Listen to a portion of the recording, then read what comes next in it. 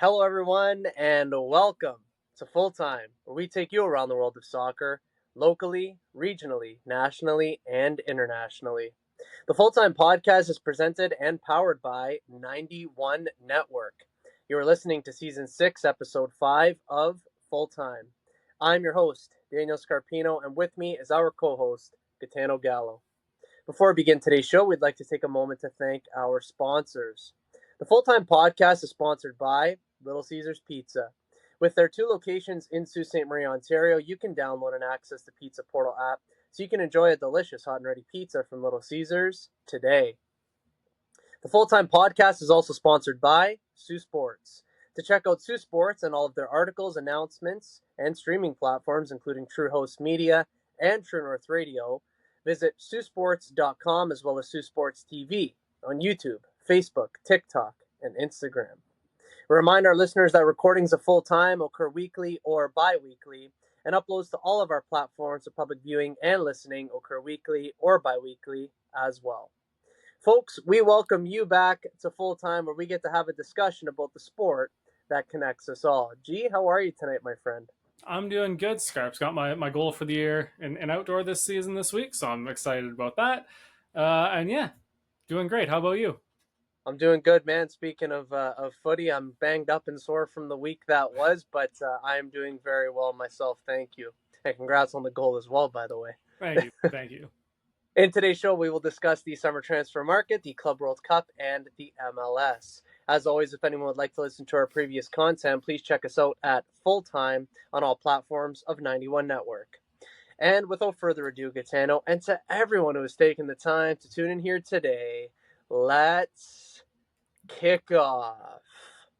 We get today's show started with the summer transfer window. The following transfer market news comes from The Guardian, so be sure to check them out as they provide up-to-the-minute transfer market information in the world of football. First, it's Anthony Elanga, who goes from Nottingham Forest to Newcastle United for $55 million. Manager of Newcastle, Eddie Howe, is delighted with the arrival of their key target.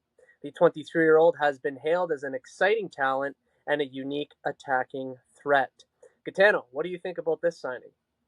You know what? At first, when I first heard his name, the price, and to Newcastle, I was a little shocked. I didn't think he was maybe worth that much in the market. But you look at his kind of, I'm not going to say they're advanced stats, but just kind of some basic stats. 17 goal involvements and 31 starts in the Prem last season, over 2,500 minutes played.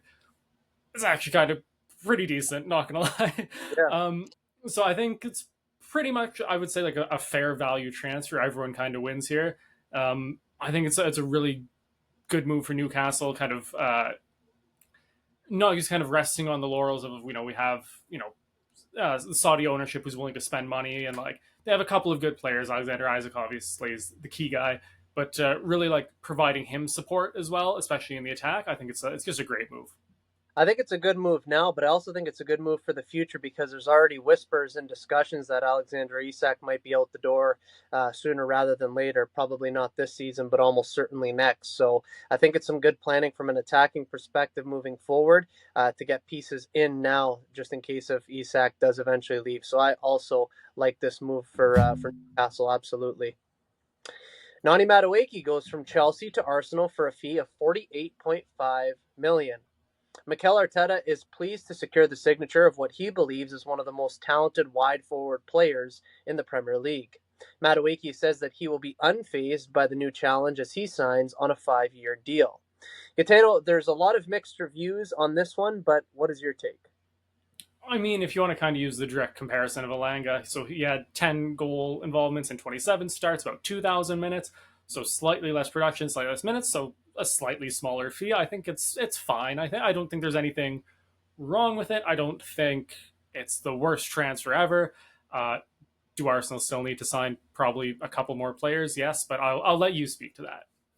Yeah, I think there was a lot of unnecessary hate, quite frankly, when this first got announced, which really was upsetting to see. You got to support a player when he comes to your club.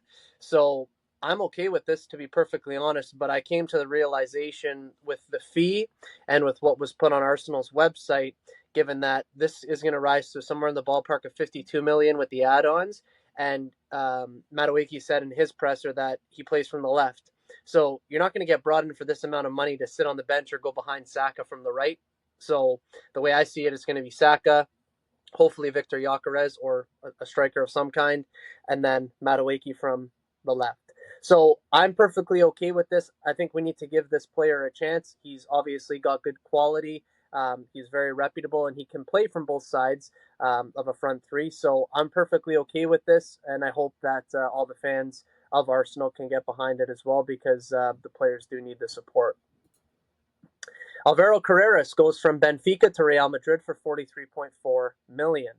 Having played for Madrid's academy teams between 2017 and 2020, the 22-year-old left back returns to the club on a 6-year contract. Gitano, break this one down for us. Yeah, I mean, it makes sense. Obviously, an academy product going back. And he's a decent player. He's fine. But just when we talked about last week, like Theo Hernandez going to Saudi Arabia for 25, 30 million, who's just undoubtedly the best left back in the world. If you maybe want to throw Nuno Mendes in there, we can argue that. But you know what I mean? He's like top player. To spend 15, almost 20 million more on someone who's just not anywhere near that level when a player like Theo Hernandez was available. Questionable business, but I mean, I think, just kind of in isolation, this move for Carreras is fine for Real Madrid. He'll be quality enough. He's never, I don't think, ever going to be like a world beater left back, but he'll be totally fine. I think he will be fine as well, like you said. With other options available, dare we say, it makes it seem like they could have made a better, more high-profile move. But in the end, I think for his age and what have you, the ceiling is relatively high, even as a left back. Next is Malik Tillman, who departs from PSV Eindhoven to Bayer Leverkusen for 30 million. The former Bayern Munich and Rangers man at age 23 joins Erik ten Hag's ranks after 2 impressive seasons in the Eredivisie. Gitano, what can you say about this one? Yeah, this seems like a really under the radar good transfer. And especially going to a team like Bayer Leverkusen, where the ownership is willing to sell players eventually. Like, I don't think he's going there to kind of be a career guy at Leverkusen. This is definitely, and I mean this with all respect to Leverkusen, he's using them as a stepping stone for his career, absolutely. But I think this is a fantastic move for them. They need some fresh legs in that midfield, especially the rumors are they're losing Granit Xhaka potentially to Sunderland. Yep. I think just getting some fresh bodies in there, I think this is a really good move. I think so too. And despite the fact that Erik ten Hag lost his first game today, I think by a score of 5-1 in preseason, I think getting the fresh bodies in there, I think it's very important for what's going to be ahead and what will be inevitably a long season. And Johnny Cardoso goes from Real Betis to Atletico Madrid for 26 million.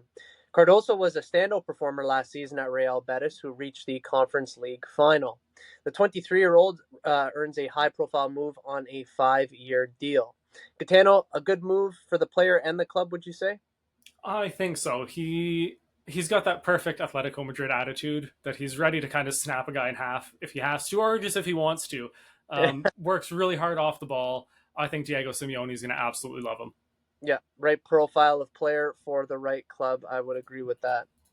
And Gitano, we did not cover each and every transfer that has occurred so far during the summer transfer window. Are there any that we missed that caught your eye as of recent? So another Atletico Madrid move, they signed Thiago Almada, the Argentinian cam. This one really just caught my eye because he's a football manager, like Wonder Kid from back in the day.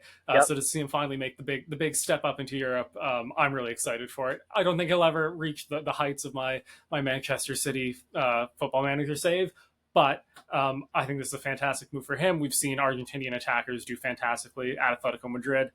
Historically, obviously it's not the same for every single player, but kind of seems to be a route that a lot of them take. I think he'll kill it out there. Yeah, a very good shout indeed. And I'm going to go in a slightly different direction. Luka Modric to AC Milan on a 1-year deal. Absolutely love it. We were talking about it at soccer last night. And I said, I think that 1-year deal is going to extend to another 1-year deal and then to another 1-year deal. Into another one. Yeah. Yep. 3 good years left, including this one. So absolutely love that signing for Modric and Milan. And as the summer transfer window progresses, you can get all of your major updates throughout the summer right here on Full Time.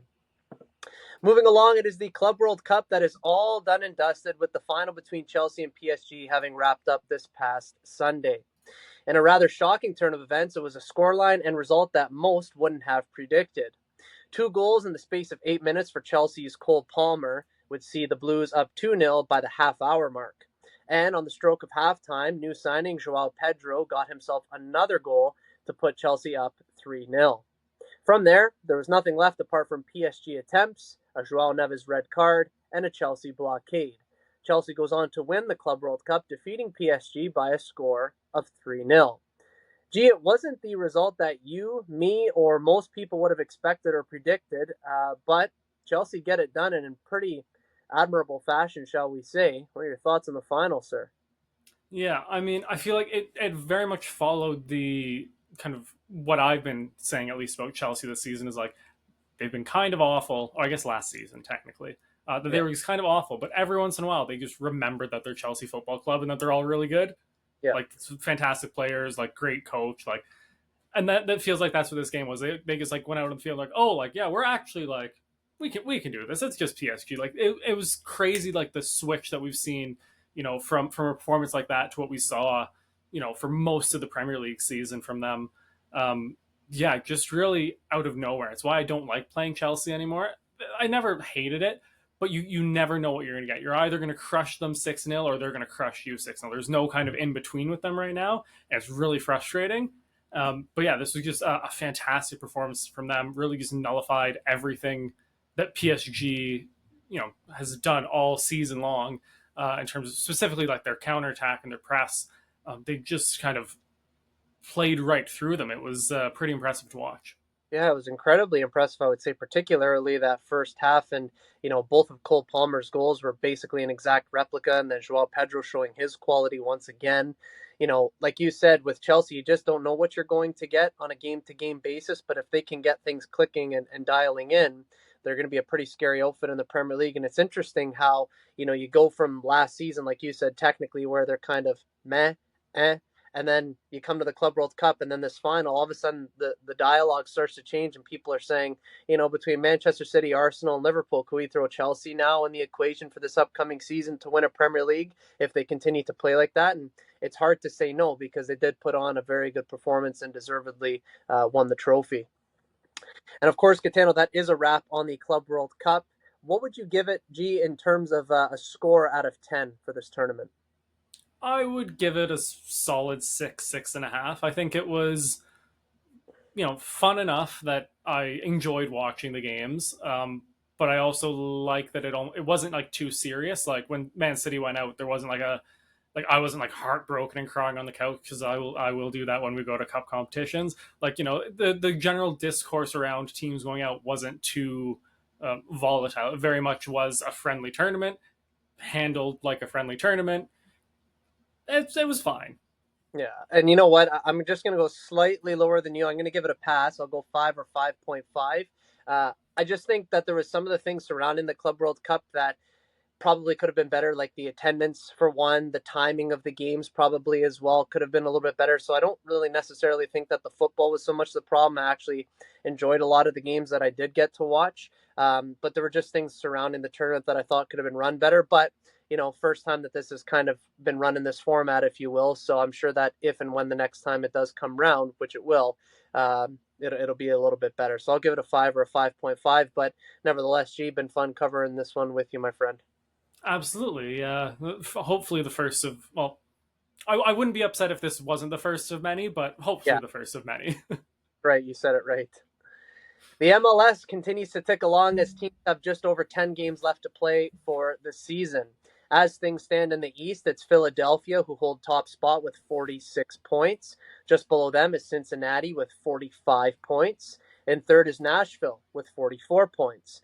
Columbus, Inter Miami, Orlando City, New York City, the New York Red Bulls, and Charlotte round out the top nine, all who get a shot in the playoff picture. Gitano, what are your thoughts on the East right now? uh, First thought is always it's weird not seeing Inter Miami top of the league. They also played in the Club World Cup and have, depending on what opponents you're looking at, 2 or 3 games in hand. And if they win, those could easily be right back up, kind of in that top 2 or 3. So I'm sure they'll get those points. Especially, do you see that there's rumor that they're signing Rodrigo DePaul? I did see that. Yes. And somehow he's not a designated player. They're somehow managing to loophole him. And anyways, I digress. Yeah, first thought is always weird not seeing Inter Miami up there. Second of all, there's a lot of kind of your typical like top MLS teams not really doing great right now. Specifically, Atlanta United, New York Red Bulls, and New York City. Atlanta are actually out of the playoffs right now, and New York City and New York Red Bulls are both barely hanging on to a playoff spot. So a lot of change in the East this year for sure. Yeah, definitely a lot of change, but welcome change, I'd say, and it just kind of encapsulates the parity that could and should be in the league. So I don't mind seeing what I'm seeing right now in the East. And our Toronto FC sits in 12th place with 21 points, coming off a good midweek win against San Diego. I actually stayed up for that one on Oh, Wednesday. good And for you. yeah, you know what? I mean, being on holiday it makes things a little bit easier. If it was during the school year, I definitely wouldn't have. But I stayed up, watched it. Corbano got the penalty. I thought that was well deserved, and TFC actually played a really good game. So I was really impressed with that, and I didn't mind staying up for it. But Gitano, irrespective of that, how have you made out TFC to be in recent weeks? Yeah, I think the departure of Insigne and Bernardeschi kind of, I don't want to say it freed the club up. I mean, it quite literally did in terms of wages. Went from the highest wage bill in the league to the second lowest with their two departures, which speaks volumes. But I also think there's, in a weird way, there's like less pressure now. The team doesn't have to rely on the two of them to produce things. Like it's now a much more team oriented team. That's a really poor way of saying it, but I think you know what I mean. Yep. It's definitely, I think it's kind of reset and shifted the focus for the group and also for the management and the coaches as well. And I've seen, again, it's not going to be perfect. We've talked about this even before the season started. Like it's still a very young team, still kind of putting the foundations for the future success together. But I think you're kind of seeing, especially with the departure of the Italians, because kind of a couple more of those foundational pieces being laid down um, without kind of the, you know, when they're fit, they'll be in the lineup kind of questions circling around the squad. So I think it's been good. It's obviously not great sitting outside the playoff spots right now, not the best form in the world, above Montreal, which is always fantastic. But yeah, I think it's been fine from TFC. Pretty much exactly what I kind of would have expected from them this season so far. Right. And I don't want to make the direct comparison because it can never be a direct comparison, but we talked about PSG so much in the past couple of months here on Full Time and how, they became a team after their, superstars had left. And again, I don't want to make the direct comparison because you can't, but now you almost wonder if TFC is going to mold a little bit different, and become more of a team now that Insigne and Bernardeschi are gone. I don't know if you saw or not, but Bernardeschi, very heartfelt, emotional farewell on TFC's social media, and Insigne crickets. Yep. And here's the thing. I said it before. Like Bernardeschi tried. He came to Toronto. He gave us 110%. Just didn't mesh. He just didn't fit with. We didn't fit with what he wanted. Really, he didn't really fit what we needed.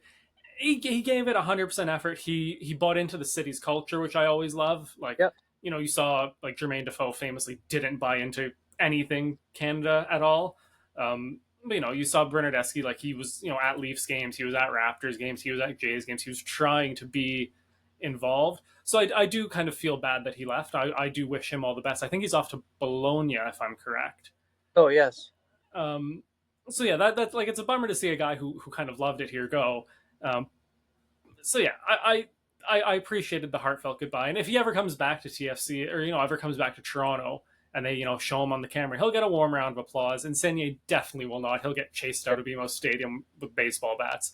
Yeah. But yeah, that's my 2 cents. I think he's just destined to be in Italy and live in Italy and everything else. But Bernardeschi did say at the end, said it's not bye, it's see you later. I still got friends here and people that I love here, so I'll definitely be back. You can guarantee that. So that was nice to see, despite the fact that Toronto is still outside of a playoff spot. We'll take that as a positive. And out in the West, the aforementioned San Diego, who Toronto beat midweek, they are still holding on to first place in the West with 42 points. In second is Vancouver with 41 points. In third is Minnesota with 40 points. LAFC, Seattle, Portland, Colorado, Austin, and San Jose make up the top 9. Gee, what can you say for the West? Yeah, the West is also full of kind of unexpected change. Teams you didn't mention, who again are kind of typical playoff MLS teams like Real Salt Lake, Houston Dynamo, Sporting KC, and bottom of the table LA Galaxy. I cannot believe I am saying that still. After the first couple game weeks, like, yeah, it's only been a couple games. If you don't get that first win relatively soon, you end up down there. But to see them only with 3 wins in their 23 games is absolutely insane. Yeah, that's one of the more shocking things that I've seen down the years in the MLS. And, with 10 or so games left to go in the season, I mean, they're not going to win all 10. At least you wouldn't think so. So you're thinking now all of a sudden they're going to end up with single digit victories. And to think of that from an LAFC perspective is almost unfathomable, isn't it?